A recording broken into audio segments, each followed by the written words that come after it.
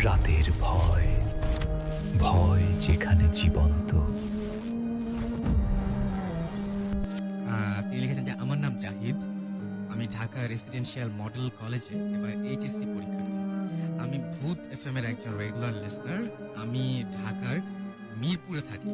আমার জীবনে এমন একটা ঘটনা ঘটেছে যা এখন পর্যন্ত কেউ বিশ্বাস করে না। অনেক ইচ্ছে ছিল রাসেল ভাই আপনাদের সামনে এসে এক্সপেরিয়েন্সটা শেয়ার করবো, বাট এটা এখন কোয়াইট ইম্পসিবল। আমার এসএসসি টেস্ট এক্সামের সময় আমার এবার সেই ঘটনাটা শুরু করেছেন তারপরে তিনি। সেটা হচ্ছে যে আমার এসএসসি টেস্ট এক্সামের সময় আমার দাদু প্রচন্ড অসুস্থ হয়ে পড়ে। আমার প্যারেন্টস অ্যান্ড আমার সিস্টার খবর পেয়ে গ্রামের বাড়িতে চলে যায়, কিন্তু পরের দিন টেস্ট এক্সাম থাকায় আমি যেতে পারি না। বাড়িতে আমি একা ছিলাম। এক্সাম থাকায় আমি এক রাতটা 1টা পর্যন্ত পড়ি, দেন আমি ঘুমিয়ে পড়ি। হঠাৎ প্রচন্ড সাউন্ডে আমার ঘুম ভেঙে গেল। মনে হলো কে জানি রান্নাঘরের জিনিসগুলো একটা একটা করে ফেলে দিচ্ছে। ভাবলাম বাড়িতে চোর পড়াতো। দৌড়ে গেলাম রান্নাঘরে, দেখলাম সবকিছুই ঠিকঠাক, কিছুই বুঝতে পারলাম না। ভাবলাম হয়তো ঘুমের ঘোরে ভুল শুনেছি, অথবা বাইরে আওয়াজ হয়েছিল। ঘড়ির দেখলাম রাত তখন 2:30। আমি তখন টয়লেটে গেলাম আর ভাবতে থাকলাম যে আসলে ঘটনাটা কি ঘটেছিল। টয়লেট থেকে বের হলেই সামনে পড়ে আমার পড়ার রুমটা। টয়লেট থেকে বের হয়েই কেমন যেন গোলাপ জল আর আতরের মতো গন্ধ নাকে আসতে লাগলো। আমার পড়ার রুমের লাইট তখন অফ ছিল। টয়লেটের লাইটের অল্প অল্প আলোয় আমি পরিষ্কার দেখতে পেলাম একটা জায়নামাজের ওপর সাদা একটা পাঞ্জাবি পরে কে যেন বসে আছে। আমি প্রচন্ড ভয় পেয়ে গেলাম। বাড়িতে তো আমি ছাড়া কেউ নেই, তাহলে এই লোকটা কে? আমি কি ভুল দেখছি নাকি? ভয় পেয়ে ফ্রিজ হয়ে গেলাম। হঠাৎ আমি ক্লিয়ারলি দেখতে পেলাম একটা কফিনের মধ্যে সাদা কাপড় দিয়ে একটা লাশ পেঁচানো রয়েছে। তার সামনেই আগরবাতি জ্বলছে আর 3টা মহিলা সাদা কাপড় পরে মুখ ঢেকে শুধুই কেঁদে যাচ্ছে। সেই সাদা পাঞ্জাবি পরা লোকটা বসে রয়েছে। চিৎকার করার চেষ্টা করলাম, কিন্তু পারলাম না। আমি বুঝতে পারলাম আমার মুখ দিয়ে কোনো আওয়াজ বের হচ্ছে না। হঠাৎ এই পাঞ্জাবি পরা লোকটা আমার দিকে ফিরে তাকালো, কি এক ভয়ঙ্কর দৃষ্টি দিয়ে। দেখতে আমার বুঝতে আর বাকি রইল না যে যাকে আমি দেখছি সেই লোকটা হচ্ছে আমার দাদুর বন্ধু, যে এই বাড়িতে এখানে এই বাসায় আগে প্রায়ই বেড়াতে আসতো। সঙ্গে সঙ্গে প্রচন্ড এক চিৎকার দিয়ে মাটিতে লুটিয়ে পড়লাম। পরদিন দেখলাম আমার পাশে বসে রয়েছে আমার পাশের বাসার আঙ্কেল এবং আন্টি। আমি ভয় পেয়েছি কিনা তা আমি জিজ্ঞেস করলাম তারা আমাকে কোথায় পেয়েছে। তারা বলল রাতে আমার চিৎকার শুনে সঙ্গে সঙ্গে তাদের ঘুম ভেঙে যায় এবং তারা দরজা ভেঙে রুমে প্রবেশ করে আমাকে টয়লেটের গেটের সামনে পায় এবং তারা আমাকে জানালো আমার দাদু মারা গেছেন। আর কথাটা শোনার পর আমি সঙ্গে সঙ্গে আমার দাদুর বাড়িতে চলে গেলাম। কিছুদিন পর আব্বুকে জিজ্ঞেস করলাম দাদা কয়টার সময় মারা যায়, অ্যান্ড দাদা মারা যাওয়ার সময় দাদার রুমে কে কে ছিল। আব্বু জানালো দাদুর মৃত্যুর সময়টা ছিল 2:30, আর তখন দাদার সেই বন্ধুটি, আমার মা আর 2টি আন্টি ছিল সেই রুমে, যা কিনা পুরোপুরি ভাবে আমার দেখা সেই দৃশ্যের সাথে মিলে যায়। আজও এই ঘটনার ব্যাখ্যা পাইনি, এবং সেটাই তিনি লিখেছেন যে এখনো, এবং তিনি বলছেন যে কিভাবে এই দুটো ঘটনা একসাথে মিলে গেল। এবং আমাকে আম্মু বলল যে মারা যাবার পূর্বে দাদু বারবার চেয়েছিল। এখনো রাতের বেলা সেই দৃশ্যগুলো আমাকে নাড়া দেয়। এবং তিনি বলছেন যে পরীক্ষার কারণে তিনি আজকে এখানে আসতে পারেননি, বাট তিনি এই ঘটনাটা এভাবে লিখে পাঠিয়েছেন। ভেরি ইন্টারেস্টিং যে আমি ভেরি সরি জন্য দাদা মারা গেছে। এগুলো খুবই আনইউজুয়াল, মানে রাতের বেলা ওয়াইড উইক ঘুমিয়েছিল নাকি উনি পড়াশোনা করতে করতে এই ব্যাপারটা করেছে। সো জেগে থাকা অবস্থায় এরকম হঠাৎ করে এরকম জিনিসপত্র দেখা বেশ আনইউজুয়াল, খুবই আনইউজুয়াল হয় না। জিনিসটা আমি ঠিক বুঝছি না, মানে এখানে মানে অবভিয়াসলি ওর যে এক্সপিরিয়েন্স হয়েছে ওখানে মানে ভয়ঙ্কর দৃশ্যতে তাকিয়ে আছে, জিনিসপত্র ফেলে দিচ্ছে। তো জিনিসটা ওকে ভয় দেখানোর জন্যই করানো হচ্ছিল। আচ্ছা, কিন্তু আপনজন আবার পরে বলছে যে আপনজন, এখন সেটাই হতে পারে যে যেটা আমরা বলি দুষ্টু জিন, এরকম কিছু একটা অ্যাডভান্টেজ নেওয়ার চেষ্টা করছিল আর কি। আই হোপ না পরীক্ষা ভালো হয়েছে। আশা করা যায়। ওকে। হাই, আমি সৈকত অ্যান্ড আমি একজন কোরআনে হাফেজ, আর পাশাপাশি এখন ইন্টার ফার্স্ট ইয়ার করছি। তো আমার লাইফের যে একটা এক্সপিরিয়েন্স হচ্ছে সেটা হচ্ছে আমি আপনাদের সাথে শেয়ার করছি। তো আমি যখন নাকি হাফিজিতে পড়াকালে মানে একটা প্রতিষ্ঠানে পড়তাম। আচ্ছা।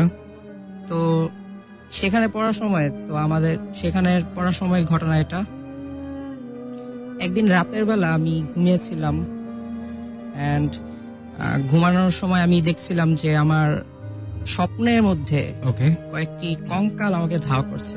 আচ্ছা। আচ্ছা, তো একটা সময় দেখা গেল যে আমি দৌড়াচ্ছি, তো একটা সময় একটা কঙ্কাল আমাকে আমার বাম হাতে বাহুর মধ্যে আমাকে ধরে ফেললে, মানে সেই কবজির ঠিক একটু উপরে। হ্যাঁ, হ্যাঁ, কবজির উপরে আপনাকে ধরে ফেললো। জি। অলরাইট, তারপরে? তো যাই হোক, তো সেদিন সেই মানে স্বপ্নটা খুবই ভয়ঙ্কর ছিল। স্বাভাবিক।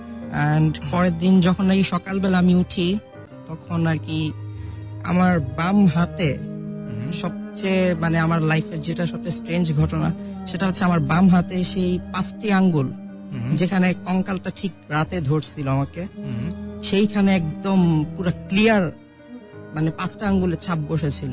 এই ছাপটা কি একদম নরমাল হাতের মতন ছাপ ছিল নাকি কঙ্কালের হাতের ছাপ ছিল? না না, ডেফিনেটলি না, কজ কঙ্কালের হাতের মতন একদম লম্বা লম্বা এবং মাঝখানে আপনার যে খাঁজ কাটা থাকে আর কি একটা মানুষ মানে আঙুলের যে হ্যাঁ হ্যাঁ হ্যাঁ, একদম সেগুলি পর্যন্ত একদম ক্লিয়ার এখানে ছিল আমার। আচ্ছা। তো এর পরবর্তীতে আমি আর কি খুব ভয় পেয়ে যাই। তো আমি আমাদের ওইখানে যে প্রতিষ্ঠানে ওইখানে টিচারকে আমি বলি ব্যাপারটা, তো উনি আমাকে তারপর বাসায় পাঠায় দেয় আর কি। তো বাসায় পাঠায় দেওয়ার পরে আর কি যখন নাকি আমি ব্যাক করি আবার বাসা থেকে কিছুদিন পর, তখন আমি জিজ্ঞেস করছিলাম যে আমার টিচারকে যে ব্যাপারটা আসলে কি হয়েছিল। ওকে। পরে বলছে যে আসলে এটা বলার মতন কিছু না, তো তোমাকে আর কি একটা খারাপ জিন যেটা বলে আর কি, দুষ্ট জিন তোমার উপর কি নজর দিছিল আর কি, যেটাকে আসর বলে আর কি। তো সেই কারণে তোমার ব্যাপারটা এরকম হয়েছিল। সো তুমি মানে তোমাকে বাসায় পাঠিয়ে দেওয়া হয়েছে যে তুমি যদি এখানে থাকতা তাহলে তোমার আরো কিছু ক্ষতি হওয়ার আশঙ্কা ছিল আর কি। আচ্ছা, আপনি তো দীর্ঘ সময় আপনি বললেন যে আপনি কোরআন শিক্ষা করেছেন এবং আপনি হাফেজ, আপনি বলেন এগুলো। তো এমনিতে সাধারণত এই ধরনের ভয় পাওয়ার সময়, ভয় পাওয়ার মুহূর্তে অনেকেই জিজ্ঞেস করে যে কি করবো, হঠাৎ করে কিছু দেখে ফেললে কি করব, কি করতে হয় আসলে মনে হয় আপনার? অ্যাকচুয়ালি এটার সবচেয়ে মানে কোরআনের মধ্যে যেটা একটা ব্যাপার আছে যে এইরকম ভয়টা অথবা জিন টিনের ব্যাপারে আপনার আয়াতুল কুরসি একটা কোরআনে একটা আয়াত আছে, তো একটা নির্দিষ্ট একটা এইটাকে সবচেয়ে বেশি কাজে দেয় আর কি, এটা কাজে দেয়। হ্যাঁ হ্যাঁ, রাইট। ওকে, সো আমরা আপনার কাছ থেকে তো আরো ঘটনা জানবো, আরো অনেক ঘটনা আছে আপনার, সেটা শুনবোই। আমাদের আরো একজন গেস্ট রয়েছেন, তার একটা ঘটনা আমরা এই মাঝখানে একটু শুনে আসি। ওকে, তো কি নাম আপনার? হ্যালো লিসনার্স, আমি পলিটেকনিক সিভিল ডিপার্টমেন্টের ফার্স্ট ইয়ার ছাত্র। ওকে, সো আপনি আপনার বাসাটা কোথায় এটা বলেন? আমি শাহজাহানপুর কলোনিতে থাকি। ওকে, আপনার ওইখানে যে ঘটনাটা করেছিল তার আগে তো আপনি আমাদের ইমেইল করেছিলেন, সেটা ইমেইলের মাধ্যমে আপনাকে আজকে ডাকা হয়েছে এখানে। কি ঘটনা ঘটেছিল সেখানে? মূলত ঘটনাটা 5 থেকে 6 বছর আগের কথা। তো তখন শীতের সময় ছিল, আর তখন প্রতিবারের মতো আমাদের বাসার সামনে ব্যাডমিন্টনের কোর্ট করা হয়। সো একদিন সকালে দেখলাম যে আমাদের ব্যাডমিন্টনের কোর্ট থেকে 30 or 35 মিটার দূরে অনেক লোক ভিড় করলো, জমা করলাম।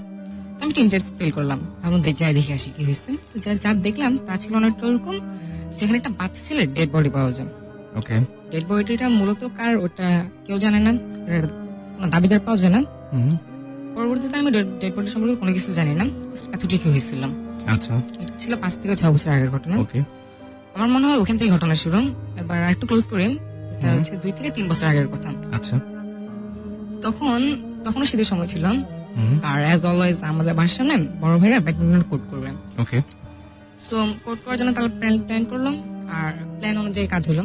প্রতিদিন সেদিন সকালবেলায় তারা কাজ করার জন্য যে দা, কোদাল, যেসব ইনস্ট্রুমেন্ট প্রয়োজন হয় সবকিছু নিয়ে মাটিতে নামলো। আচ্ছা, তাদের কাজ ছিল প্রায় মাগরিবের আজান পর্যন্ত।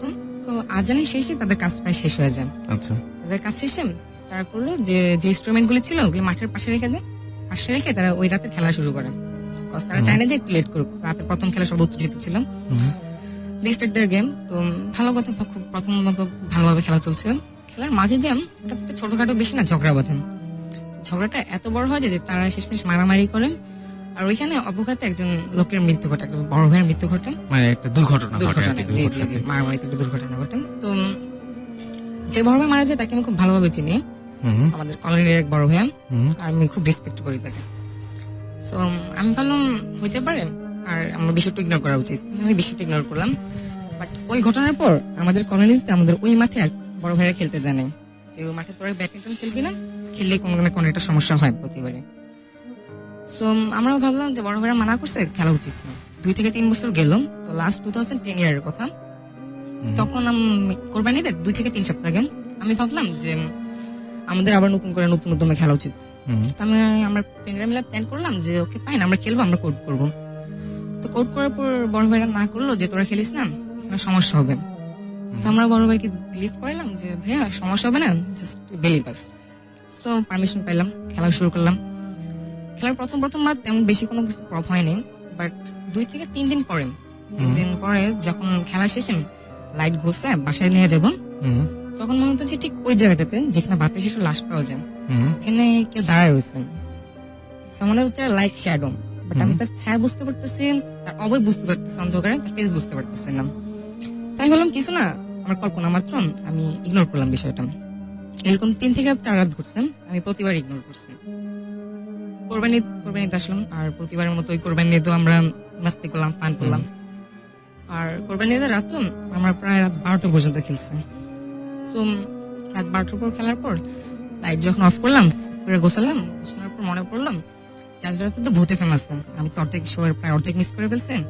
আমার তো শোনার কথা ছিল, তো মনে পড়ার সাথে সাথে আমি মোবাইল বের করলাম, রেডিও 4 টিউনিং করলাম। তখন ভূতে ফেম উঠছিলাম, তো আমি রেডিও শুনতে শুনতে সবকিছু গোছায় বাসায় নিয়ে আসলাম, ফ্রেশ হলাম, খাওয়া দাওয়া করে শুইলাম, আবার বেডে শুইলাম। লাইট অফ করলাম, অফ করার পরে কিছুক্ষণ পরে রেডিও ভূত এফএম শেষ হয়ে গেছিল। তো তারপর পরে আমি যা শুনলাম যে আমাদের কোর্টে কেউ খেলছিল, সামওয়ান ইজ প্লেইং, কেউ র্যাকেট দিয়ে ফেদারকে হিট করছে, এই ধরনের শব্দ হচ্ছে, কেউ মাঠের এই প্রান্ত থেকে ও প্রান্ত দৌড়াচ্ছে, এই টাইপের শব্দ। তো আমি ভাবলাম এত রাতে কে খেলবেন, কার তো খেলার কথা না, এছাড়া তখন মেবি রাত 1 থেকে 1:30 বাজে। আমি তাড়াতাড়ি আমার জানালা দিয়ে বাইরে তাকালাম, আমার জানালাতে বাইরে তাকালে আবার আমাদের মাঠটা দেখা যায়। So, বাইরে তাকা যা দেখলাম যে পুরোপুরি নির্জন ছিলাম, টোটালি পিন ড্রপ সাইলেন্ট ছিলাম, আর রাতটা এতটাই নীরব ছিলাম যে ঘড়ির টিক টিক শব্দ হচ্ছে আমি তাও শুনতে পাচ্ছি। আচ্ছা, এটা হয়তো হতে পারে এরকম যে আপনি একটা খেলছে, ভূত হ্যাঁ, এফএম অনেক রাত শুনেছেন, তারপরে দেখেছেন, মানে এই ঘটনাটা এই জন্য ঘটতে পারে ধরে নিচ্ছি। কিন্তু ফাইনালি আপনার ওইখানে যে ঘটনাটা ঘটেছিল, যেটা হচ্ছে আপনি আমাদের ইমেইলে লিখেছিলেন যে আপনার খালার বাসায় সম্ভবত না, ফুপুর বাসায় ছিলেন, রাইট? তো ফুপুর বাসায় ছিলেন, ওই দিনের ঘটনাটা আমি একটু জানতে চাই, যে ওই দিন আপনি যে আচ্ছা আচ্ছা। তো চতুর্থ দিন সকালে আমি যা দেখলাম যে আমাদের মাঠের পাশে আমার এক ফ্রেন্ড বাপ্পি বসেছিল। তো আমি ভাবলাম কি হলো, এত সকাল সকাল বসে রয়েছে, আমি যা কথা বলি। বাপ্পিকে জিজ্ঞেস করলাম কি রে এত রাতে এত সকালে এখানে বসে রয়েছিস কেন? তো বাপ্পি বললো যে গত 3 রাত থেকে ঘুম হচ্ছে না, কজ আমি এই টাইপের শব্দ শুনছি। আমি বললাম ব্যাপার তো স্ট্রেঞ্জ, আমিও সেম শব্দ শুনতেছি। তো আমরা দুজন মিলে প্ল্যান করলাম যে ঠিক আছে আজকে রাতে আমরা জাগবো, জেগে দেখবো যে কি শব্দটা ফার্স্ট শুনে, আর যে শুনবে সে অন্যজনকে কল করবে। ওকে প্ল্যান করা হলো। তো তখন সকাল বিকেল যখন হলো, তখন আমার কথাটা মোটেও মনে ছিল না, যে আমি তো ভুলে গেছি আমার রাতে বেলা বাসায় থাকা লাগবে। আমি চলে গেছি আমার ফুফুর বাসায়, ঈদের ছুটিতে ঘুরতে গেলাম। ফুফুর বাসায় ছিলাম, রাতেও ছিলাম। ফুফু বললো যে থেকে যান, রাতের বাসায় গেছি। আমি বললাম আমার ছুটি আছে, ঈদের ছুটি থেকে যাই। থেকে গেলাম, রাত 12টার দিকে হঠাৎ কল আসলো মোবাইলে। ফোনটা অন করে দেখলাম যে আমার আম্মু কল করছে। আমি ফোন রিসিভ করলাম, রিসিভ করার পর আম্মু বললাম যে তুই কই, তাড়াতাড়ি বাসায় আয়, একটা বড় ঝামেলা হয়েছে। এই বলে আম্মু কল কেটে দিছে। তো আমি ভাবলাম কি হলো, বাসায় যাওয়া উচিত। আমি আন্টিকে অত রাতে ডিস্টার্ব না করে বাসা থেকে বের হয়ে গেলাম। হাইটে আসতে আমাদের ওই বাসা থেকে হাইটে আসতে 20 থেকে 25 মিনিট টাইম লাগে। তো আমি হাইটে আসতেছিলাম, আর আস্তে আস্তে যখন মানে আমাদের বাসার খুব কাছাকাছি, তখন আরেকটা কল আসলো মোবাইলে। রিসিভ করলাম, দেখলাম আমার সেম ফ্রেন্ড বাপ্পির কল। রিসিভ করার পর বাপ্পি বললো যে তুই কি ঘুমাই গেলি নাকি, জায়গা থাকিস, ঘুমাইস না? তাই বললাম আচ্ছা ঠিক আছে, আমিও জায়গা আছি, তুই ঘুমাইস না। এবেলা কল কাটলাম। কল কেটে যেই আমি আমাদের বিল্ডিং এর সামনে পা দিলাম, আমাদের মাঠটা থেকে তখন আমি 5 থেকে 7 মিটার দূরে। আমি যা দেখলাম তা ছিল অনেকটা ওরকম যে আমাদের মাঠে 4জন খেলছিল, গেম খেলছিল। আর তাদের ফার্স্ট টিমের ফার্স্ট প্লেয়ার ছিল একটা বাচ্চা শিশু, 5 থেকে 6 বছর। ফার্স্ট টিমের সেকেন্ড প্লেয়ার যে ছিল সে ছিল ঠিক ওই বড় ভাইটা যে ওই রাতে দুর্ঘটনায় মৃত্যু ঘটে। সেকেন্ড টিমের ফার্স্ট প্লেয়ার যে ছিল তা ছিল আমাদের কলোনির এক পরিচিত আঙ্কেল। তার সাথে আমি ওই দিন সকালবেলা কথা বলছি, সে খুব সুস্থ স্বাভাবিক। আর সেকেন্ড টিমের সেকেন্ড প্লেয়ার যে ছিল তা ছিল আমি। আচ্ছা, মানে আপনি নিজেই হ্যাঁ, আপনাকে আমি দেখছেন? নিজেকে দেখছি যে আমার সামনে আমি দাঁড়িয়ে রয়েছি। আচ্ছা। তো আমি টোটালি শক হয়ে গেছিলাম, আমি জাস্ট তাকিয়ে রয়েছি, কোনো কিছু বলতে পারছিলাম না। হুম, আর এক মুহূর্তে তারা সবাই আমার দিকে তাকালো, 4 জনে। হুম, তাকানোর পর দৃষ্টিটা এতটা ভয়ানক ছিল যে আমি জাস্ট চিৎকার করছি, এতটুকু মনে আছে। আফটার দ্যাট আমার কোনো কিছু মনে নেই। যখন আমার চোখ খুললো তখন আমি নিজেকে আবিষ্কার করলাম আমার রুমের বেডে হুম, শুয়ে রয়েছে, আর আমার ডান পাশে আম্মু বসে রয়েছে। তো চোখ খোলার পর আম্মু জিজ্ঞেস করলো যে কিরে কেমন আছিস এখন? আমি বললাম হ্যাঁ আছি, মোটামুটি ভালো। তো এরপর আম্মু আর কোনো কিছু আস্তে করেনি, চলে গেছে। হুম, প্রায় 10 or 30 মিনিট পরে আমার বেডের পাশে আমার ফ্রেন্ড বাপ্পি আসলাম। বাপ্পি আর আমি আমার রুমে একা ছিলাম। তো বাপ্পির সাথে আমি সবকিছু শেয়ার করলাম যে কি হলো ওই রাতে আমি কি দেখলাম। এই কিছুক্ষণ পর আম্মু খাবার নিয়ে ঢুকলাম। তো আম্মু খাবার নিয়ে ঢোকার পর আম্মু আস্ক করলো যে ওই রাতে তুই এত রাতে বাসা আসলি কেন? বাসা আসার কি দরকার ছিল? তো আমি বললাম কেন, তুমি না ফোন করলা যে তুমি ফোন করে বলছিলে যে খুব তাড়াতাড়ি আসা দরকার, বাসায় সমস্যা হয়েছে। তো আম্মু বললাম আমি তো কোনো ফোন টোন করিনি। এই কথা শোনার পরে আমি আমার মোবাইলের রিসিপ্ট নাম্বার চেক করলাম।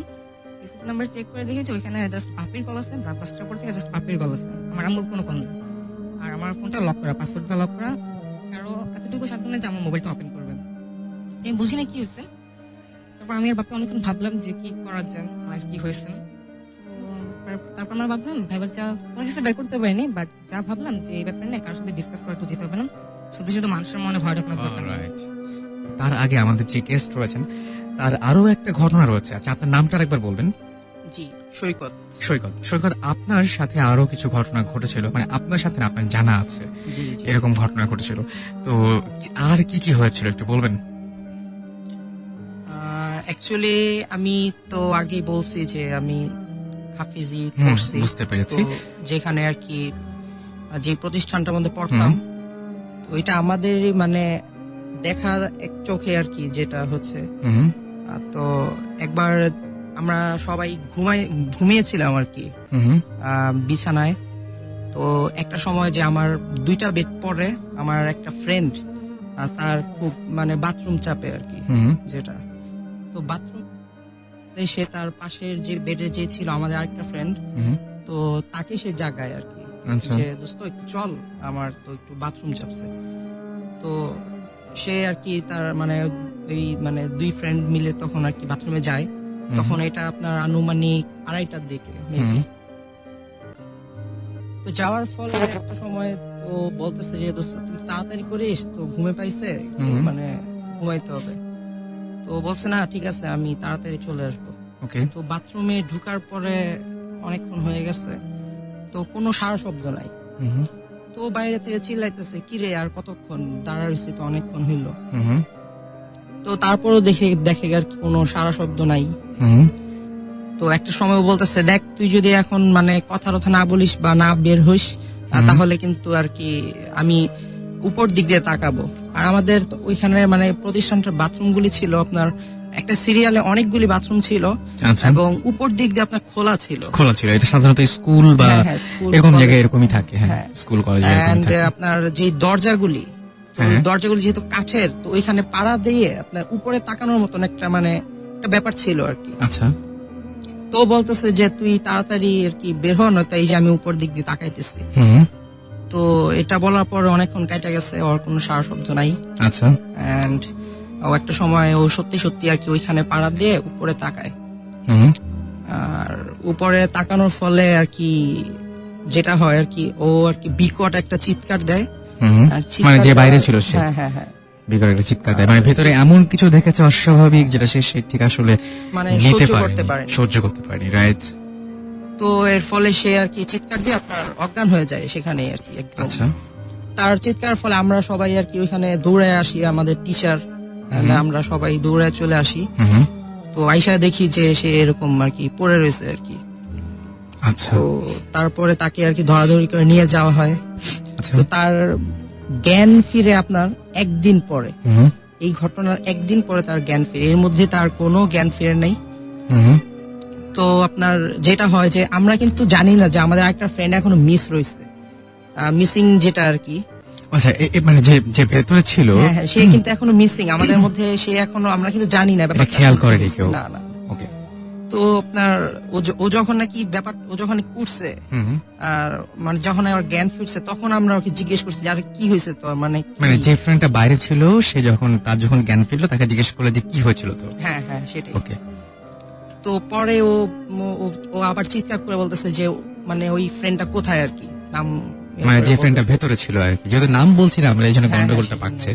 আপনি বলেন যে বাইরে আপনি বরং এভাবে বলেন যে বাইরের ফ্রেন্ড আর ভেতরের ফ্রেন্ড। জি জি জি। হ্যাঁ ওকে। তো বাইরের ফ্রেন্ডটা আর কি চিৎকার করে বলতেছে যে ও তো এরকম এরকম এখানে রয়েছে। হুম তো পরে আমরা সবাই দৌড়ায় আর কি, মানে টিচার সহকারে আমাদের বড় ভাই যারা ছিল তারা সবাই দৌড়ায় যাই। তো যে আর কি ওই বাথরুমটা ওইভাবে স্টিল ছিল যে আপনার মানে বন্ধ ছিল আর কি যেটা। তো ওইটা পরে ভাঙ্গা হয়। তো ভেঙে যেটা আর কি আমরা দেখি, সেটা খুব উইয়ার্ড একটা ব্যাপার। সেটা হচ্ছে আপনার আমাদের ওই ফ্রেন্ড, তার মাথা এবং মানে মাথা যেটা, হুম সেটা আপনার যে বাথরুমের যে আপনার যেই মানে গোল যে ইয়াটা আর কি, হুম বুঝতে পারতেছেন, সো ওইটার মধ্যে একদম অর্ধেক পর্যন্ত তার মানে মানে উল্টো করে তার অর্ধেক বডি ওইটার মধ্যে একদম মানে ভিতরে ঢুকানো আর কি, এন্ড পা দুটো একদম উল্টো করে মানে রয়েছে, এরকম একটা Oh my ব্যাপার God. স্যাপার আর কি, মানে খুবই উইয়ার্ড একটা ব্যাপার, যেটা আর কি মানে কোনো কিছু বলা নেই আসলে। মানে ব্যাপারটা যদি এখানে থেমে যেত, আমি তো পুরো জিনিসটা জানি, এইরকম ঘটনা দেখা গেল যে ঘটতেই থাকলো এবং আপনাদের সবার চোখের সামনে, জি, জি, এবং সেটাই। এটা এমন কেউ না যে কেউ কোনো মানুষের দ্বারা এটা হয়েছে, তাহলে তো বুঝতেই পারতেন এবং আপনারা সবাই সেটা জানেন। Right.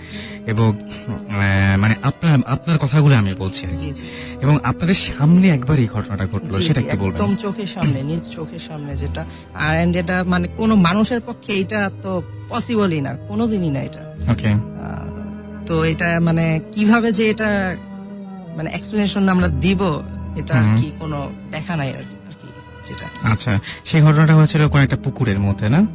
এরকম আরেকটা ঘটনা আছে যেটা ঘটছিল সেম প্রতিষ্ঠানেই, ওইটাও আমার দেখা, যেটা আর কি ওইটা ঘটছিল আপনার পুকুরের মধ্যে।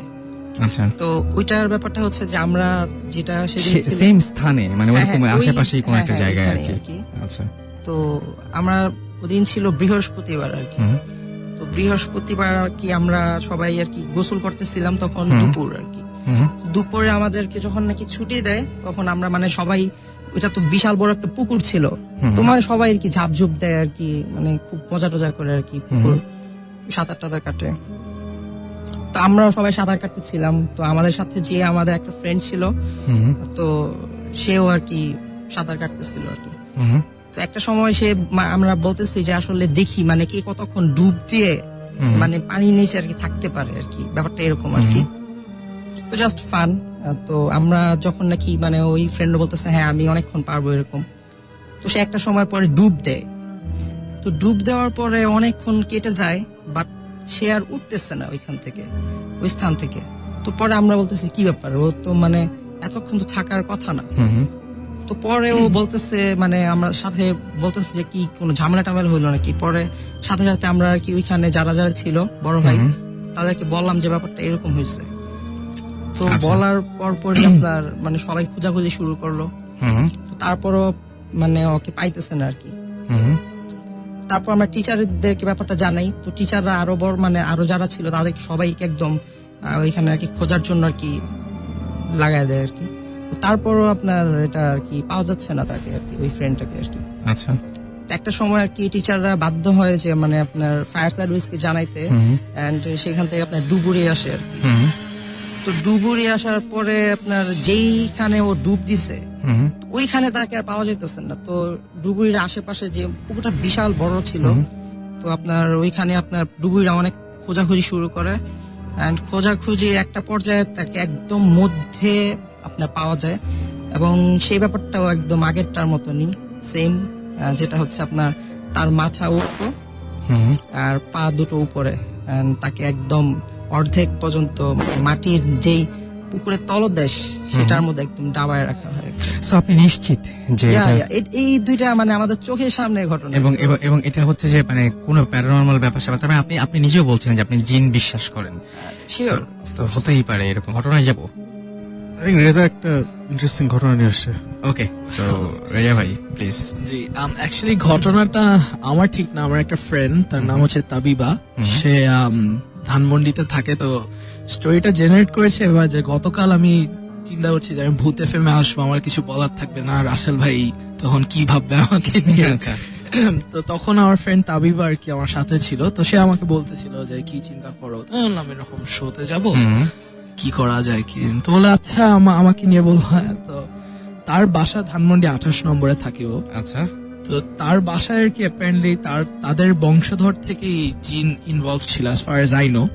সে তুমি যদি শুনতে থাকো তাবিবা প্লিজ মানে আমাকে পরে বলে যে ভুল করছি, তাহলে আমি রাসেল ভাইকে জানাই দিব না। আচ্ছা, তো তাদের বাসায় কিছু উইয়ার্ড অ্যাক্টিভিটি ঘটে, যেমন সে আমাকে একটা ঘটনা গতকাল বলছিল যে তার বাসায় তার আম্মা আর কি টিভি সিরিয়াল দেখে রাত্রেবেলা 10টার দিকে। ওকে, তো তার বাসায় এরকম ছোট ভাই একা পড়াশোনা করতেছে, বাসায় রাত 9:30 বাজে।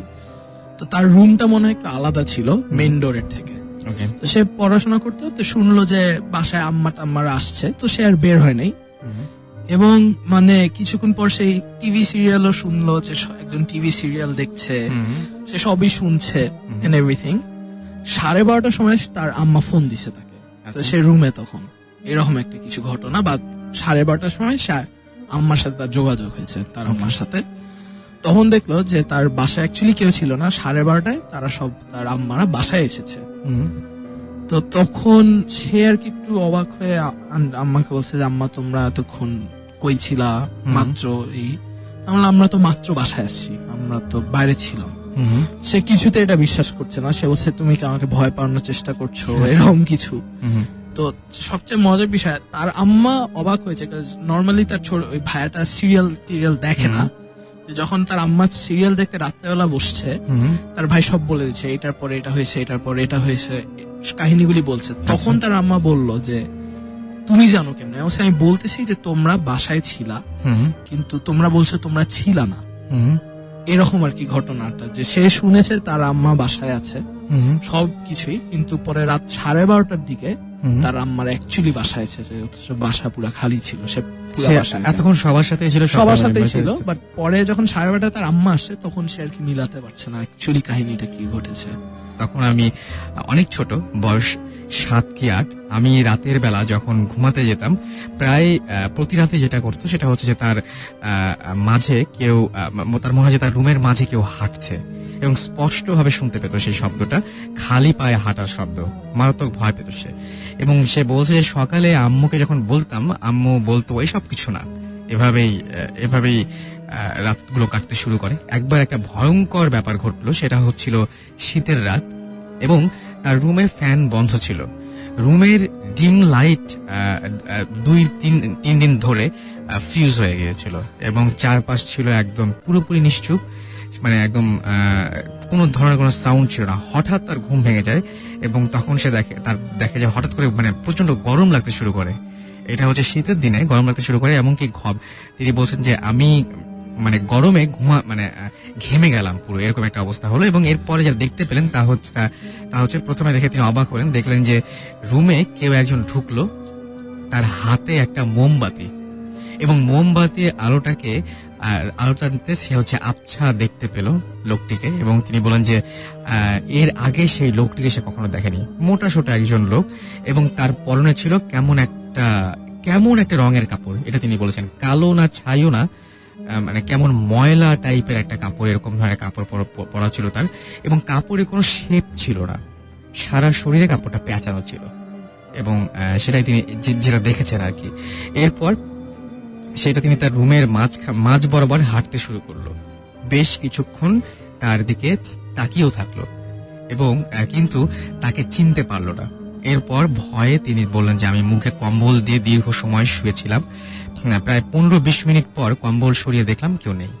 বাট প্রতিদিনের মতো এরকম মানে হাঁটার শব্দ হতে শুরু করলো। সকালে তিনি যেটা করেছিলেন সেদিন, সেটা হচ্ছে তিনি বলেন যে আম্মুকে আমার পাশের মসজিদের বড় ইমামের কাছে তার আম্মু তাকে নিয়ে যায়, এবং তিনি বলেন যে ভয়ের কিছু নেই, আপনাদের বাড়িতে খারাপ কিছু নেই, যারা আছেন তারা ভালো, তারা আমার পরিচিত, তারা সবসময় শেষ রাতের দিকে দরজার কড়া নেড়ে আমাকে ইবাদতের জন্য জাগিয়ে দেয়। এইটা হচ্ছে ঘটনা। এবং তিনি বলছেন যে আমি তাদের মানা করে দেবো যেন আপনাদের কোনো অসুবিধা না হয়। এরপর বেশ কিছুদিন তেমন কোনো ভয় পেতেন না তারা, এবং সেই সাউন্ড বন্ধ হয়ে গিয়েছিল সত্যি সত্যি। তবে তার বেশ কিছু কয়েক বছর পরে যেটা হলো যে বাসার অন্যরা ভয় পেতে থাকে। যেমন তার আম্মু এবং তার আপু একবার গভীর রাতে হঠাৎ ঘুম ভেঙে গিয়ে দেখতে পেল যে বিছানার পাশে একটা ছোট বাচ্চা সে বসে আছে এবং তাদের দিকে তাকিয়ে আছে, এবং ভালো করে দেখার পর লক্ষ্য করলো যে সে হেঁটে হেঁটে সেই রুম থেকে অন্য রুমে চলে যাচ্ছে। এরকম একটা ঘটনা দেখতে পেল।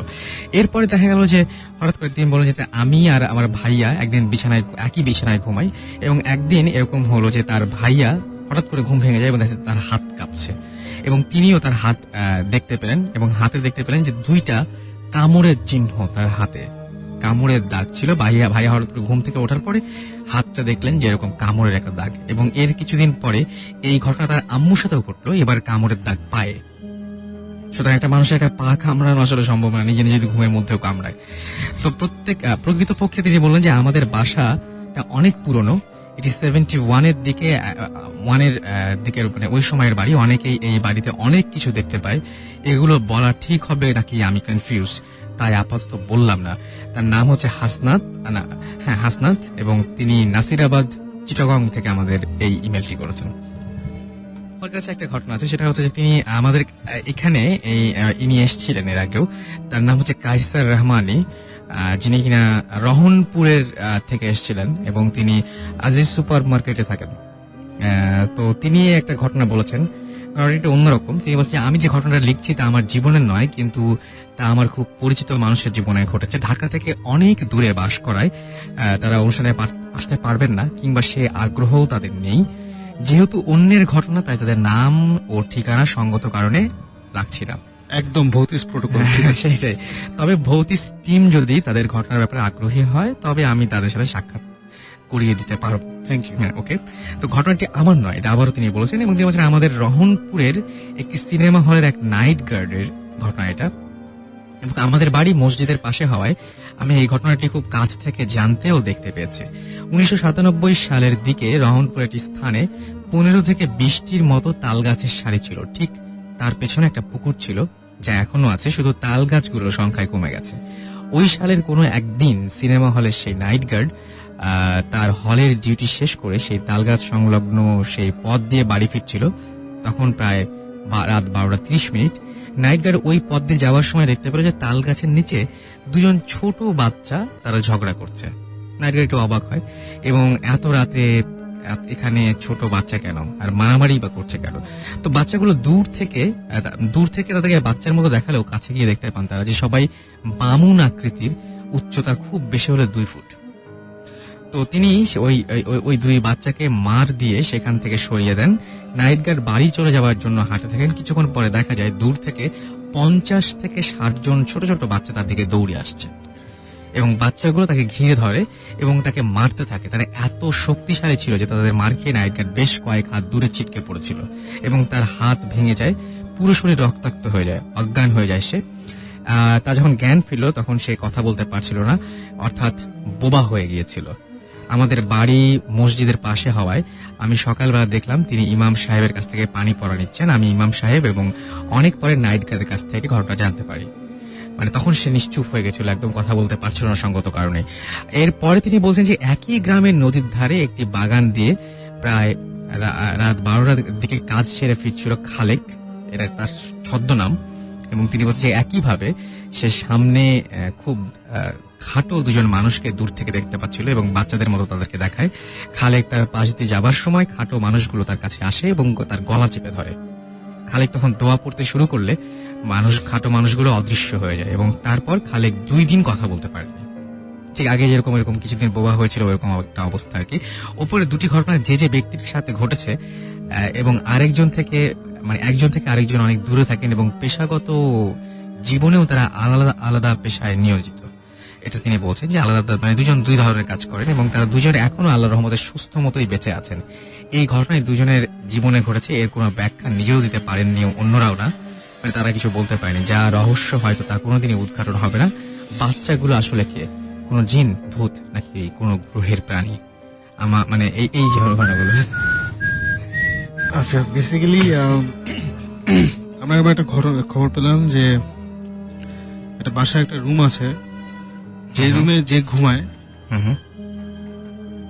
মানে রাতে বেলা ঘুমায় গেলে ওর জীবন আর সকাল হয় না। এটা আবার কি ধরনের? এটা তো মানে ভয়াবহ ব্যাপার। এটা শুনি উই লাইক হোয়াট, এটার মানে কি? ওর জীবনে সকাল হয় না মানে? So what the hell is going on? So তারপরে বের হলো যে ওখানে নাকি ওই রেজা যেটা বললো কাজে থাকতো, ওরা জিন টিন পালতো, and then something went wrong. কি ওয়েন্ট রং ওটা ওরা ক্লিয়ারলি বলতে পারেনি, বাট সামথিং ওয়েন্ট রং। তারপর থেকে ওই ওর জিন পালতো ওদের ওই নানা বা দাদা, ওই টাইপের একজন আর কি। সো উনি মারা যান, উনি নর্মালি মারা যান আর কি, বয়সের পর, বুড়ো বয়সে ভালো মতো মারা যান। তো উনি মারা যাওয়ার পর থেকে ওই উনার ঘরে মানে এমনি কোনো ঝামেলা নেই, কোনো আওয়াজ নেই, কিছু নেই, রাতের কিছু হয় না। কিন্তু হঠাৎ হঠাৎ every say 5 years or 6 years ওখানে যদি কেউ ঘুমায় তাহলে ওর জীবনে নাকি সকাল হয় না। তার মানে এই কথাটার মানে কি? তারপর বের হলো যে ওখানে নাকি 4 জন পরপর যেটা হয়েছে, 2 went blind ওই রুমে ঘুমিয়ে, আর 2 জন went into coma. Oh my God. So যারা ব্লাইন্ড হয়ে গেছিলেন ওরা for what ever reason within 2-3 years মারা গেছে, যে দুজন ব্লাইন্ড হয়ে গেছিল। আর যারা কোমায় গেছিল, কোমাগুলো আবার খুব লম্বা কোমা হয়নি, মারা গেছেন তার? না না, ওরা মারা যায়নি, ওনারা সুস্থ হয়েছে। ওকে। এবং ওটা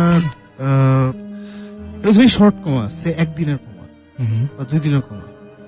কোমা থেকে উঠে ও দুজনই একই ঘটনা করছে। ঘটনাটা হচ্ছে যে ক্লিয়ারলি ওদের মনে আছে রাতের বেলা ওরা ঘুমাইতে গেছে, তারপর সকালবেলা নর্মালি একটা ঘুম ভাঙে না, মানে আছে না, there is a normal time যে ঘুমটা ভাঙে, সেভাবে ওদের ঘুম ভাঙছে। ঘুমিয়ে দেখে ঘুটঘুটে অন্ধকার। আচ্ছা, ঘুটঘুটে অন্ধকার। একজন had a radium watch, radium ওয়াচে দেখে যে সকাল 7টা বাজে না 8টা বাজে, বাইরে ইটস কমপ্লিটলি ডার্ক।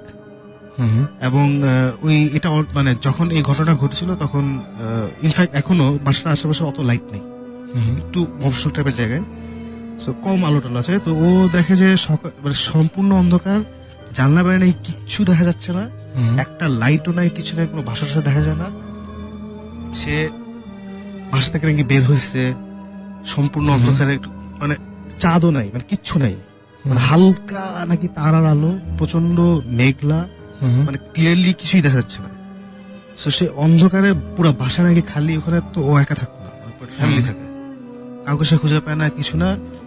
এইভাবে নাকি সে প্রায় 5-6 ঘন্টা ঘোরাঘুরি করছে, ঘুরে ঘুরে তারপরে দোয়া দুধ পড়া শুরু করছে, মানে বুঝছে যে সামথিং ইজ ভেরি রং।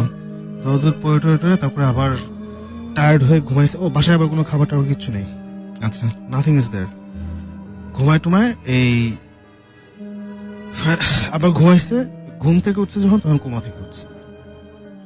এবং যে 2 জন কোমা থেকে উঠছে ওরা একই কথা বলছে, আর যারা ব্লাইন্ড হয়ে মারা গেছে ওরাও ভেরি সিমিলার স্টোরি বলছে। কিন্তু ওদের আর ঘুমটা ভাঙেনি, মানে ওরা যখন হ্যাঁ মানে একদম অন্ধকারই ছিল সারা সময়টা। ওদের ওই দে ওয়ার ব্লাইন্ড, ওরা কোমায় যায় নাই বাট দে ওয়ার ব্লাইন্ড। বাকি 2টা কোমায় গেছে বাট দে লিভড। আচ্ছা, ব্লাইন্ড হয়। তার মানে তারা বেশি লাকি। হ্যাঁ, তারা অনেক লাকি। আমরা এই স্টোরি শুনে, মানে যে স্টোরিটা বলছি is a good storyteller, মানে ওই লাইন দিয়ে আমাদের হুক করে ফেলছে যে এখানে ঘুমাইলে সকাল হয় না। তখন সুমন ভাই, তখন এটা নিয়ে আমাদের খুব ডিসকাশন হয়েছে যে এখানে আসলে মানে it sounds a bit dangerous.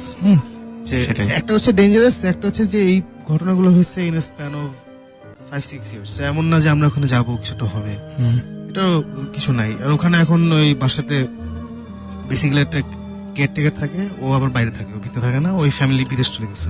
আচ্ছা, তো বাসাটা খালি। সো ফাইনালি মানে আমার কাজই তো এসব বিশ্বাস না করা। আমি শুনলাম এগুলো ফালতু কথা, বাট যে স্টোরিটা এত সুন্দর করে বসছে, এটাকে দাম দেওয়ার জন্য এত যাওয়া উচিত। সকাল হলে একটা কথা হলো, চলেন যাই। ফাইন, ঠিক আছে। তো আমরা আমাদের জিনিসপত্র নিয়ে গেলাম, গিয়ে ওই রুমের ভিতরে ঢুকলাম। So everything is kind of dirty, ওইভাবে কেউ থাকে না। তা আমরা আমাদের ক্যামেরা সব ঠিকঠাক করলাম, এই সেই হ্যান ত্যান। তো রুমটা ওই আগের দিনের ওটা তো মাস্টার বেডরুম ছিল, মানে যিনি Right. ওই যে দানা যিনি উনার রুম ছিল। So it was kind of big. অন্যান্য ঘরগুলো অত বড় না, ইট ওয়াজ কাইন্ড অফ বিগ। সুন্দর বারান্দা আছে একটা দোতলায়, আর জানলা দিয়ে বড় বড় জানলা আছে, you can see everything clearly. তো বাসাটা একটু মহসল একটু বাইরের দিকে, সো এখনো ওখানে আশেপাশে লাইট টাইট কম, আচ্ছা একটু আউটস্কার্টসে। তো ফাইন, আমরা গিয়ে we set up everything around 10-10:30 গিয়ে তারপরে খাওয়া দাওয়া শেষ করে আমরা 11টার সময় সবকিছু অন করে বসে আছি। তো বসে আমরা আমাদের যেসব টেকনিক আছে সব ইউজ করতেছি, টু ট্রাই টু কমিউনিকেট যেখানে কিছু আছে নাকি হ্যান ত্যান। তো ওয়েট করছি তো ওয়েট করতে করতে ইন্টারেস্টিং জিনিস হচ্ছে যে আই সাডেনলি woke up. আচ্ছা ওকে, এন্ড এক্স্যাক্টলি আমি যেভাবে বলছি ভাবে, মানে আমি ঘুমাই গেছি কোনো আমি জানি না। ও আচ্ছা, আপনি হচ্ছে ঘুমিয়েও গেছেন? হ্যাঁ, ওয়েট করছি নেক্সট থিং আমি ঘুম থেকে উঠছি, উঠে দেখি যে সুমন ভাই জিবরান ওরা ঘুমায় আছে। ও মাই গড, যিনি ঘুমায় আছে, this is, but first of all আমরা ঘুমাই না, সেকেন্ডলি 3 জন একসাথে জীবনে ঘুমাইনি আমরা। মানে ঘুমানোর প্রশ্ন না এটা একেবারেই প্রশ্ন প্রশ্ন ওঠে ওঠে না। না। তখন আমি এই জিবরানের সঙ্গে উঠেছি। তো তখন জিবরান তো উঠে, হ্যাঁ কিসে, হ্যাঁ কি ঘুমাই গেছি, কি হয়েছে, এই ওই নিশ্চয় এখানে কিছু আছে। আমি are you feeling something? Jibran was feeling nothing. আচ্ছা, জিবরান পুরা ব্ল্যাঙ্ক। জিবরান ভাই সবসময় বুঝতে পারে সব। হ্যাঁ, জিবরান বলে এখানে তো আই ডোন্ট ফিল এনিথিং। হুম, তো শুননা বলে জিবরান আমিও কিচ্ছু ফিল করতেছি না, কিন্তু আমরা ঘুমাইলাম কেন? আমি বললাম যে হয়তো আমরা যে খাইছি রাতে ওইখানে লোকাল খাবার আছে না, হোটেল থেকে না, প্রবলি ওখানে উল্টা কিছু ছিল, সেই জন্য আমি তো ঘুমাই গেছি। তো সবাই বলে না, এটা টু মাচ অফ কোইন্সিডেন্স যে এখানে নাকি ঘুমাইলে সকাল হয় না, আমরা সে ঘুমাই গেছি। এটি আমাদের কাজই হচ্ছে না ঘুমানো। একদম, মানে কোন সময় এটা তো কখনোই হয় না। এক্স্যাক্টলি। সো এটা নিয়ে তখন ঘুম থেকে যখন উঠছি, আমরা খুব বেশি কোন ঘুমাইনি। আমরা 11টা থেকে আমরা অফিসিয়ালি ওকে ইনভেস্টিগেশন স্টার্ট। সো তারপরে নিশ্চয়ই অ্যাটলিস্ট কত 12টা পর্যন্ত তো আমরা জেগেছিলাম, ঘড়ি টড়ি দেখছি তো। 12টার মধ্যে গেছে, মানে আমরা 12:30টার দিকে মাইকের কাছে 12:30টার দিকে প্রবলি ঘুমাই গেছি। আচ্ছা, and we slept for half an hour max. কিন্তু হাফ অ্যান আওয়ার কিন্তু ওই সিজনে অনেক, অনেক অনেক অনেক বড় কারণ একটা ব্যাপার, ওখানে সেটাই। বিছানা নাই, কিছু নাই, কিছু কয়েকটা টেবিল ছিল হুম, আর চেয়ার ছিল কয়েকটা। সো ওই চেয়ার টেবিল ওখানে বসে আমরা কেমনি ঘুমিয়েছি আমি জানি না। এনিওয়ে ঘুম থেকে উঠলাম, বললাম আচ্ছা ফাইন, অসুবিধা নেই, আমরা কিছু মিস করলে ক্যামেরায় ধরা পড়বে হ্যান ত্যান। সো ঠিক আছে, বসে আছি। হঠাৎ করে এটা আমাদের অবশ্য অনেকবারই হয়েছে, বাট এখানে হয়েছে, সেটা হচ্ছে যে ইকুইপমেন্ট স্টার্ট ফেলিং। ও মাই গড, ক্যামেরার লাইট দেখলাম হালকা টাস করে ব্লিঙ্ক আউট করলো। শোনা বলে আচ্ছা অসুবিধা নেই, ব্যাকআপ ক্যামেরা আছে, ওটা নিয়ে আসো, ব্যাটারি টাটারি গেছে ওরা। তো জিবরান ব্যাটারি চেঞ্জ করলো। তো ততক্ষণে আমরা অন্য ক্যামেরা বসাই দিছি। তো আমরা আবার একটা ক্যামেরা ব্লিঙ্ক আউট করলে ওইটা কি ঠিক না করে আমরা ইমিডিয়েটলি অন্য ক্যামেরা বসাই দিই। আচ্ছা, তো আমরা অন্য ক্যামেরা বসাই দিছি, ওটা ব্যাটারি চেঞ্জ করে দেখলাম যে না ওটা ঠিক আছে, তো রেখে দিছি। তো ওই ক্যামেরা কিছুক্ষণ চললো, সে 5 মিনিট, ওটাও দেখলাম যে পাওয়ার চলে গেলো। পাওয়ার চলে গেলো, তো আমি আবার জিবরান বললাম, Jibran are you feeling anything? And what did you say? Nothing, absolutely nothing. কিচ্ছু ফিল করতেছে না। শোন ভাই কমপ্লিটলি ব্ল্যাঙ্ক। তখন আমার ভয় লাগা শুরু করছে। ও মাই গড, তাহলে ভাই এটা কি হচ্ছে, বিকজ ইকুইপমেন্ট 2টা পরপর কেন ফেল করবে, এন্ড আমার 2 যারা এসব বুঝে ওরা কিছু বুঝতেছে না কেন, এবং ঘুমাই গেছি আমরা 3 জন, আমি সবচেয়ে আগে আমি উঠছি কেন, সেটা মানে কিছু একটা সামথিং ইজ রং, এতই রং যে ওরা বুঝতেছে না কোন লেভেলের রং। তারপরে দেখলাম যে আমাদের ওই একটা ইএমএফ রিডার আছে, ইএমএফ রিডার বের করলাম, ওটাও দেখি এভরিথিং ইজ নর্মাল, কোনো ইলেকট্রোম্যাগনেটিক ইন্টারফারেন্স হ্যান ত্যান কিচ্ছু নাই। Then basically something very dramatic happened. সেটা হচ্ছে যে ঠাম করে সব অন্ধকার হয়ে গেছে, আচ্ছা, পুরো মুভির মতো ঠাম করে অন্ধকার হয়ে গেল। এখন এটা শুনতে খুব ড্রামাটিক লাগে, রেশনাল এক্সপ্রেশন হচ্ছে যে বাইরে যে 2-3 আমরা তো লাইট অফ করি, বাইরে কয়েকটা লাইট ছিল, ওই লাইট স্ট্রিট লাইট গুলো কারেন্ট চলে গেছে। আচ্ছা, মজার ব্যাপার হচ্ছে আমরা জানলা থেকে ক্লিয়ারলি দেখছিলাম একটা টাওয়ার গুলো থাকে না, টাওয়ার উপরে একটা লাইট আছে। হঠাৎ করে শোনা বলে যে সাকিব টাওয়ারটা দেখতেছো, এটা হচ্ছে ধাম করে সব অন্ধকার হয়ে গেছে। উনি সামহাও টাওয়ার দিয়ে যেত, আমি যা দেখতেছি বলে লাইটটাকে দেখো। তখন আমি আর জীবনকে সময় পাশে দাঁড়ালাম জানলাম, এন্ড উই সি লাইটটা ইটস গোয়িং অ্যাওয়ে। চলে যাচ্ছে দূরে। হ্যাঁ, সো টাওয়ারটা বেশ দূরে ছিল, মানে ইট ওয়াজ হিউজ টাওয়ার, বেশ দূরে। সো লাইটটা তখন ক্লিয়ারলি বোঝা যাচ্ছে, এন্ড ওই দিন হয় অমাবস্যা ছিল বা মেঘে চাঁদ ঢাকা ছিল, what ever, it was very dark. ওই লাইটটা দেখে আমার জীবন শুনবো, এগুলো পরে ডিসকাস, আমার মনে হয়েছে কি জীবনে ওই একটাই আলো আছে, ওই আলো চলে গেলে সব শেষ। মানে ওটাকে ফ্লাইং হবে, মানে চলে যাচ্ছে নাকি? অবশ্য সম্পূর্ণ অন্ধকার, আমরা কিন্তু একজন একজনের দেখতে যেমন পাচ্ছি না। ওই তোমার বাইরের লাইট দেখা যাচ্ছে না, হ্যাঁ হ্যাঁ, এখানে ওই কিন্তু লাইটটা- হঠাৎ ওটা যদি Right. চলে যেতে থাকে হঠাৎ করে, স্টুডিওতে তো এখন অনেক লাইট, অনেক light. সব লাইট যদি চলে যায় আমরা কিন্তু একজনের সাথে দেখতে পারবো না, নো। রাইট? সো তখন কিন্তু আমরা একজনের সাথে দেখতে পাচ্ছি না, আমাদের পয়েন্ট অফ জানলাটাও ক্লিয়ারলি যে ওইটাই একটা আলো। পয়েন্ট অফ রেফারেন্স ছিল খালি, আর আমাদের যে ইকুইপমেন্ট ফেলিয়ার হচ্ছে, টর্চ ইনফ্রারেড ক্যামেরা সব off। টর্চ মর্চ কিছুই কাজ করতেছে না, I don't know Y. Okay, so তখন আমার মনে হয়েছে যে ওই আলোটাই হচ্ছে আমার জীবনের একমাত্র আলো, ওই আলো যদি চলে যায় উই ফিনিশড। একদম। এটা কেন মনে হচ্ছে আমি জানি না, আমরা তিনজন ওখানে, তাকিয়েছিলাম। আর উই কুডন্ট ইভেন মুভ, দাঁড়ায়, মানে একদম। Move as in not that কেউ ধরেছিল আমাদের, মানে জাস্ট ওখানে সবাই দাঁড়ায় ছিলাম, দাঁড়ায় দেখছি যে আলোটা আস্তে আস্তে আস্তে করে দূরে চলে গেল, চলে গিয়ে it just মিশে গেল, বুঝছো? অন্ধকারের সাথে মিশে গেল জিনিসটা। ওকে। তারপরে there was complete darkness, তখন সুমন ভাই সূরা পড়া শুরু করলো, জিবরান সূরা পড়া শুরু করলো, and within what 30 seconds 30 seconds. টিং করে আবার রাস্তার সামনে চলে আসে, আচ্ছা। and দেখি টাওয়ারের আলোটাও আছে। So that was a very very এটা খুবই স্ক্যারি। খুবই স্ক্যারি একটা এপিসোড, এন্ড এটা নিয়ে এটা বলে দিচ্ছি এই কারণে বিকজ এটা নিয়ে কোনো এপিসোড করতে পারবো না, বিকজ কিছু হয় নাই আদার দেন কারেন্ট চলে গেছে। কিন্তু সকালবেলায় কি আপনারা ঠিক মতো জেগেছিলেন আবার নাকি আবার? দাদা তারপর আমরা ওখানে কাট আচ্ছা, একদম। সকাল সকাল ওই রুমে বসে আর সকাল দেখা কোনো শখ নেই। আচ্ছা। ওইখান থেকে তখনই আমার তলপি তলপা গুটিয়ে এগুলো কল শুনুন ভাই, it's like pack up living and we left. গিয়ে তারপরে ওনার ওই ভদ্রলোক আমরা বসে যে ওই রুমে ডেফিনেটলি প্রবলেম আছে, দেন হিজ লাইক আপনারা কি পেয়েছেন? আমরা কিছুই পাইনি, আমরা কিছুই পাইনি। মানে কিন্তু আপনারা কি এই জিনিসটা যেটা বললেন এটা কি ভিডিও করে দেখানো যায় না যে কি হয়েছে? ভিডিওতে যেটা আসছে যে, এটা আমি বলতে হ্যাঁ বলো, জিনিস হচ্ছে কি যে প্রথম যেটা সাকিব বলে যে অফ হয়ে যাওয়া, অফ হয়ে যাওয়া মানে মুভি দেখি না একদম পুরো গ্লো হয়ে অফ হয়ে চলে যায় একদম ইয়ে করে, এক্স্যাক্টলি ওটাই।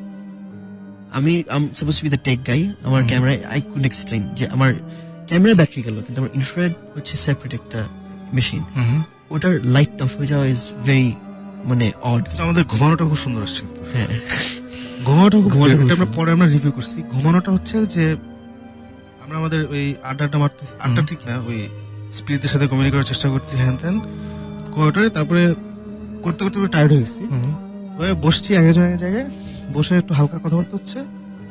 সো সব জায়গায় হয়েছে আমি দেখলাম যে আউট, জাস্ট চোখটা একটু বুঝছি, তারপরে দেখি আমার কোনো সারসতা নেই। তারপরে দেখি জিবরান শুনবে বলছে যে দেখছেন সাকিব ঘুমিয়ে গেছে। হ্যাঁ দেখছো ঘুমিয়ে গেলো, বুঝলাম না ইনভেস্টিগেশন সে ঘুমায় নাকি কেউ। একটু পরে দেখি শুনবে চুপ, তারপরে দেখি জিবরানও জাস্ট এমনি বসতে বসতে জাস্ট চোখটা বন্ধ করে তিনজন ঘুম, তারপরে নাইস 30 মিনিট ফুটেজ আমরা ঘুমাচ্ছি।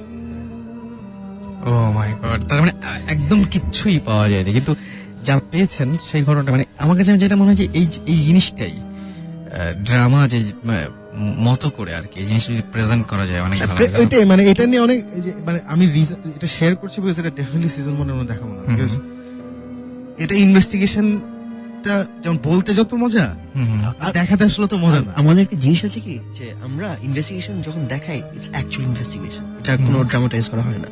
আমরা যে ড্রামা পার্টটা করি ওটা হচ্ছে রিএনেকমেন্ট অফ ওখানে কি হয়েছিল ওকে, আমাদের আসার আগে। ইনভেস্টিগেশন গুলো একদম রিয়েল। সো আমরা usually we never talk about things that আমরা ক্যামেরা ধরতে পারিনি। শাকিব এটা বলছে বিকজ এটা this is one of those things যেটা হয়েছে আমাদের ক্যামেরা ধরা পড়ে নাই, এটা বললেও বিশ্বাস না করলেও কিছু করার নেই, কিন্তু this is it, this is absolutely it. আবার আই এগ্রি, এটা আমরা আবার ওখানে ফেরত যাবো। আচ্ছা এরকম এবং আমার যেটা মনে হয় যে ওই রুমের মধ্যে কারো থাকা দরকার নেই, শুধু আচ্ছা ক্যামেরাও তো অফ হয়ে যাবে। পাওয়ার ড্রেনটা ওয়াজ মানে ওইটাই মানে লাইটটা অবভিয়াসলি টাওয়ার থেকে কোথাও যায়নি, was there. মানে রাতে কিন্তু ওই তুমি তো কক্সবাজার গেছো অনেক, right? অনেকবার। ওই খুব বড় এলাকায় আকাশের দিকে তারা থাকলে না, তখন অপটিক্যাল ইলুশন হয় আর মনে হয় যে তারাগুলো নড়ছে। আর Right. তার মাঝখানে আবার আরো প্যাচ লাগায় যদি একটা স্যাটেলাইট থাকে, স্যার তো আসলেই নড়ছে। একদমই নড়ছে। সো ওইখানে কিছু একটা অপটিক্যাল ইলুশন হয়েছিল যেটা আমরা তিনজনই একসাথে ওটা শেয়ার করছি। ওকে। আর বাট ওই ফিলিংটা ওয়াজ অ্যামেজিং। ওই মানে হঠাৎ সব ডার্ক হয়ে গেল এন্ড আমাদের তখন মনে হচ্ছিল ওই আলোটা চলে গেলে we're finished. এই ফিলিংটা ওয়াজ অ্যামেজিং একটা ফিলিং। আনফরচুনেটলি ওই আলো চলে যাওয়ার কিছুক্ষণ পরে কারেন্ট চলে আসছে। ফরচুনেটলি ব্যাপারটা আমার কাছে মানে আমি এখনো জিনিসটা আমার কাছে মোটেই স্বাভাবিক লাগছে না, সত্যি না কথা। না একদমই ওটাই তো, মানে this is the first time যে আমরা we went back end we told him যে ভাই আপনার রুমে ঝামেলা আছে। তখন উনি বলছেন তাই আপনারা কি পেয়েছেন? আমরা কিছুই পাইনি। খুশি হয়ে আমরা কিছুই পাইনি, বাট আমরা এই ডিবাঙ্কার আমিই বলছি যে I am the debunker, I am telling you that room has a problem. and this is the first time I've seen you little হ্যাঁ মানে moved মানে ও তো সবসময় না এগুলো কিছু না, মানে ওই সামনেও যদি এসে দাঁড়ায় সাকিব বলবে your not real go away. কিন্তু এবার ফার্স্ট টাইম দেখলাম সাকিবকে, মানে হি ওয়াজ রিয়েলি মানে ভয় পাওয়ার মতো। তো তিনি লিখেছেন যে আমি কিছুদিন আগে ফয়েজ লেকে আমার এক কাজিনের সাথে গিয়েছিলাম। সেখানে গিয়ে আমরা কিছুক্ষণ হাঁটলাম, ঘুরলাম, খেলাম এবং তারপর একটা বোট ভাড়া করে আচ্ছা খেলাম এবং তারা 3টা দিকে গিয়েছিলেন সেখানে। এবং তিনি বলছেন যে তখন বাজে 5টা বেজে গেছে। এই সময় তারা বললেন যে আমার কাজিন বলল চলো ওহি আমরা একটা বোট নিয়ে একটা বোট ভাড়া করে একটু ঘুরে আসি। আমিও রাজি হলাম, কিন্তু জানতাম না যে আমার এই রাজি হওয়ার পেছনে অনেক বড় একটা ঘটনা অপেক্ষা করছে। এবং তিনি বলছেন যে আমি আর আমার কাজিন বোটে উঠলাম, সঙ্গে আমরা কোনো বোটম্যান নিই নাই। একটা জায়গা আছে যেখানে একটা সাইনবোর্ডে লেখা আছে যে ডেঞ্জারাস জোন। আমি জানি যেহেতু আমি রিসেন্টলি জানি যেহেতু আমি জানি না যে এরকম কোনো কিছু লেখা আছে কিনা বা প্রবেশ নিষেধ এরকম কিছু লেখা আছে কিনা। যাই হোক, তারা দুজন মিলে সেই জায়গাটা ঢুকে পড়েছিলেন এবং ঢুকে পড়ার পর আমি খুব ছোট করে যদি বলতে চাই তাহলে ঘটনাটা এরকম ঘটেছিল যে কিছুক্ষণ পরে একজন আরেকজনকে হারিয়ে ফেলেন। এবং যেটা হয় সেটা হচ্ছে যে তিনি বলছেন যে আমাদের একজন আরেকজনকে হারিয়ে ফেলেন এবং তিনি বলছেন যে কিভাবে খুঁজে পাচ্ছেন না। এবং আচ্ছা, প্রথমে তিনি যেতে চাননি আসলে যে ওই জায়গাটায় যাবেন কিনা, যে ওই যেখানে সাইনবোর্ড আছে তার ভেতরে ঢুকবেন কিনা। কিন্তু তার কাজিন তাকে এত ধমকাতে শুরু করলো, তিনি বলেন যে আমাকে একটা ধমক দিলে বললো যে আরে তুই চুপ থাক, একটা কথাও বলবি না। আমি আজকে ঠিক করছি আমি দেখবই এখানে কি আছে, মানে সেই ভয়ঙ্কর জায়গাটা কি আছে এটা দেখার জন্য তারা খুব উৎসাহিত হলেন। এবং তিনি বলছেন যে সেই এমনিই আমরা আসছি। তো সবাই মিলে তারা দুজন মিলে মানে সবাই না তো তারা দুজন মিলে ওখানে গেলেন এবং অনেক ছোট ছোট দ্বীপের মতো সেখানে অনেকগুলো টিলা আছে। তিনি বলছেন যে আমরা ওটার একটাতে গিয়ে বোট রাখলাম, সেই টিলাটা দেখতে গেলাম। এদিকে ঘোরাঘুরি করতে করতে আমরা হঠাৎ দেখলাম যে আমার কাজিন নাই, মানে একজন আরেকজনকে হারিয়ে ফেলেছেন। এবং হঠাৎ তিনি হচ্ছে গাছের শেকড়ের সাথে হোঁচট খেয়ে পড়ে গেলেন এবং আস্তে আস্তে উঠলেন, কারণ বুকে ব্যথা পেয়েছিলেন তিনি প্রচন্ড। এবং সোজা হয়ে দাঁড়ানোর পর দেখলেন যে 16-17 বছর বয়সের একজন মেয়ে তার দিকে দাঁড়িয়ে আছে এবং তিনি খুবই ভয় পেলেন মেয়েটাকে দেখে। তো তিনি তাকে জিজ্ঞেস করেন তুমি কে? মেয়েটা জবাব দিল যে নাম জানতে হবে না, আপনি ব্যথা পেয়েছেন, এদিকে আসেন। তো এই কথা শুনে সে আর সেদিকে না গিয়ে দৌড়ে ভয়ে পালিয়ে গিয়েছিল এবং অনেক দূরে চলে গিয়েছিল। এবং তিনি বলছেন যে এই কথা শুনে আমি ঘুরে গিয়ে প্রচন্ড জোরে একটা দৌড় দিলাম এবং দৌড়াতে দৌড়াতে আমরা যেখানে বোট রেখে এসেছিলাম সেখানে তিনি গেলেন এবং সেখানে গিয়ে দেখলেন যে বোট নেই। এবং কিছুক্ষণ পরে এরকম ভাবে বোট খোঁজাখুঁজি, কাজিনকে খোঁজাখুঁজির পরে দুজনে দেখা হলো এবং দুজনেই দুজনকে দেখে খুব চমকে গেল এবং দুজন বললো যে কোথায় হারিয়ে গিয়েছিলে। ঠিক একইভাবে তার কাজিন বলল যে তুমি বা কোথায় হারিয়ে গিয়েছিলে, আমি তো তোমাকে এতক্ষণ ধরে খুঁজছি। এবং সে বলল যে আমি তো তোমাকে এতক্ষণ ধরে খুঁজছি। ঠিক লাস্ট উইকে আমরা এরকম একটা ঘটনা শুনেছিলাম ভৌতিক টিমের কাছ থেকে, ইনফ্যাক্ট, যে এরকম হারিয়ে গিয়েছিল একটা জায়গায়। এবং তারা দুজন মিলে বললো যে আমরা বোট খুঁজে পাচ্ছি, এবং তারা দেখতে গেল যে যেখানে বোটটা রেখেছিল সেখানে সত্যিই কোনো বোট নেই এবং একেবারেই কোনো বোট নেই। তো কিছু করার নেই আসলে। তো তাড়াতাড়ি চলো আবার। আচ্ছা, এবং তিনি দেখলেন যে আচ্ছা, তিনি বলেন যে আচ্ছা যাই হোক, তো বোট নেই। এই বোট খোঁজাখুঁজির একটা পর্যায়ে তারা দেখলো যে তারা আবারও পিছন ঘুরে এদিকে খোঁজাখুঁজি করছে। খোঁজাখুঁজির পরে দুজনেই আবার ঠিক একই সাথে সেই মেয়েটাকে দেখতে পেল, যে মেয়েটা ওই জায়গাটায় ছিল। এবং এই সময় বললো যে একটা শব্দ শুনে পিছনে তাকালাম এবং দেখলাম যে সেই মেয়েটা যাকে আমি একটু আগে দেখেছিলাম। আমি তখন মানে পুরোপুরি অবাক। মেয়েটা বলল, আর আসবেন না, এটা খারাপ জায়গা, আপনারা চলে যান বলে মেয়েটা অন্ধকারে কোথায় যেন হারিয়ে গেল। আমরা তার পিছু নেওয়ার সাহসও পেলাম না। পিছনে ফিরে আমি আর নিয়াজ নিজের চোখকে বিশ্বাস করতে পারলাম না। দেখি বোটটা আগের জায়গায় আছে এবং তারা সেই বোটটাই করে ফিরে এসেছিল। এই ঘটনার কোনো ব্যাখ্যা জানেন না। ঘটনাটা একেবারেই মানে কি বলবো, যে আমার কাছে রূপকথার মতন লেগেছে। আর অন্য তিনি আমাদের স্টুডিওতে আসতে পারেননি। আমি জানি না যে এই ব্যাখ্যাটা আপনাদের কাছে কি ব্যাখ্যা দিবেন আপনারা এইটার। জাহাঙ্গীরনগর বিশ্ববিদ্যালয়, সেখান থেকে আমরা আরো একটা ঘটনা পেয়েছি, এবং যে ঘটনাটা ঘটেছিল 2005 সালে। সেই 15th বার্থডে তার, এবং বার্থডে উপলক্ষে তার আম্মু তার বাসায় পার্টি দিলেন, এবং তারা যখন সমস্ত ফ্রেন্ডদেরকে ইনভাইট করেছিলেন, তখন তার খুব ক্লোজ একজন ফ্রেন্ডের নাম ছিল তুহিন। আচ্ছা, এই ঘটনাটা আমরা অবশ্য শুনেছি, আমি আবার সেই ঘটনাটা পড়তে নিয়েছিলাম। এছাড়াও আমাদেরকে আসিফ আমাদেরকে SMS করেছেন, এবং আসিফ আমাদেরকে বলছেন যে তার দাদার বাড়ি হচ্ছে ল্যাঙ্গুটিয়া। আচ্ছা, এবং তিনি লাস্ট সময়ে যখন দাদা বাড়ি গিয়েছিলেন তখন একটা ঘটনা ঘটেছিল, এবং তিনি বলছেন যে তাই আমি আমার কাজিন বালিশ নিয়ে একটু দূরে নদীর পাড়ে তারা শুতে গিয়েছিলেন, এবং 4-5 জন লোক সেখানে, এবং তিনি বলছেন যে আমরা যাওয়ার পরে দেখি আরো 4-5 জন লোক সেখানে আছে, তারাও ঘুমাতে আসছে। রাত 1:30 হবে, এরকম সময় সবাই ঘুমিয়ে গেছে, আমরাও ঘুম। রাত 3টায় হঠাৎ ঘুম ভেঙে যায়, এবং তিনি পাশ ফিরে দেখেন যে তার কাজিনটা কেউ নেই, তিনি একা সেখানে শুয়ে আছেন। এবং সেই সময় একজন মহিলা আসে। সেই মহিলা এসে বলে যে আচ্ছা, আপনি এখানে একা শুয়ে আছেন, আপনার সাথে যে সমস্ত লোকজন ছিল তারা তো সবাই আমার বাসায় শুতে গেছে, চাইলে আপনিও আসতে পারেন। তো সে বলল যে চলুন, সে তো একদমই নতুন সেই জায়গাতে, এবং সে বলল যে চলেন তাহলে যাই, আমিও যাই। এবং কিছু দূর যাওয়ার পরে তিনি দেখলেন যে মানে কিছু দূর যাওয়ার পরে তিনি বললেন যে তার আচ্ছা তিনি দেখলেন যে আমি মহিলার মুখের দিকে একবার তাকিয়ে দেখলাম, এবং তাকিয়ে দেখলাম আমার মেজাজ খুব খারাপ হয়ে গেল। আমি মহিলার ওই মুখের দিকে একবার তাকিয়ে রাগ সামলে হাঁটা শুরু করলাম। কিছু যাওয়ার পরে ওই মহিলা আমার পাশে পাশে হাঁটা শুরু করলো। হঠাৎ সে আমার হাত ধরলো, তার হাতটা খুব ঠান্ডা ছিল। আমি তার দিকে তাকিয়েই একটা অদ্ভুত গন্ধ তার নাকে এসেছিল, এবং তিনি জিজ্ঞাসা করেন আপনার বাড়ি কোথায়। সে কোনো উত্তর দিল না। আমি একটু ভয় পেলাম। হঠাৎ একটা কুকুর ডাক দিল, এবং সাথে সাথে মহিলা যেটা করলো সেটা হচ্ছে প্রচন্ড ধাক্কা দিল তাকে, এবং ধাক্কা দেওয়ার পরে সে ওখানে পড়ে গিয়েছিল একটা জমির মধ্যে। এবং তারও কিছুক্ষণ পরে হঠাৎ দেখে যে তার কাজিনরা সবাই টর্চ লাইট নিয়ে, তার কাজিনরা এবং 4 জন লোক হাঁপাতে হাঁপাতে তার কাছে আসলো, এবং বললো যে তুই এখানে কি করছিস। তখন বললো যে আমি এখানে কি করছি মানে তোরা তো, আমি ঘুম থেকে উঠে দেখলাম যে তোরা কেউ নাই, এবং আমি ভাবলাম যে তোরা কোথায় গেছিস, তো তোদেরকে খুঁজতে হঠাৎ করে এই সময় একটা মহিলা এসে আমাকে বলল যে এরকম এরকম তোরা নাকি ওখানে ঘুমাতে গেছিস। না, তুই তো, আমরা তো ঘুম থেকে হঠাৎ করে তো মানে পড়ে যাওয়া শুনে তারা এসছে, আমরা তো ঘুম থেকে উঠে দেখছি তোরা নাই, তুই নাই আমাদের কাছে। তো এরকম একটা ইনসিডেন্ট ঘটেছিল যে ও দেখেছে যে এরা নাই, এবং তিনি বলছেন যে তুই এত দূর, ওরা উল্টে প্রশ্ন করে তুই এত দূর আসলি কি করে, এবং এখানে কিভাবে আসলি, এবং তিনি বলেন যে গায়ে মাটি কেন, এই সমস্ত প্রশ্ন করছে। এবং তখন আমি তাকে জিজ্ঞেস করলাম যে তোরা কোথায় ছিলি। ওরা বললো কেন, আমরা তো নদীর পাড়েই শুয়েছিলাম, হঠাৎ দেখি তুই নাই। মানে ঠিক এরকম একটা ঘটনা ঘটেছিল। তখন আমি সব বুঝতে পারলাম এন্ড দেখলাম যে আমি প্রায় 6 কিলোমিটার রাস্তা হেঁটে এসেছি, মানে এর মধ্যে 6 কিলোমিটার রাস্তা তিনি হেঁটে এসেছেন।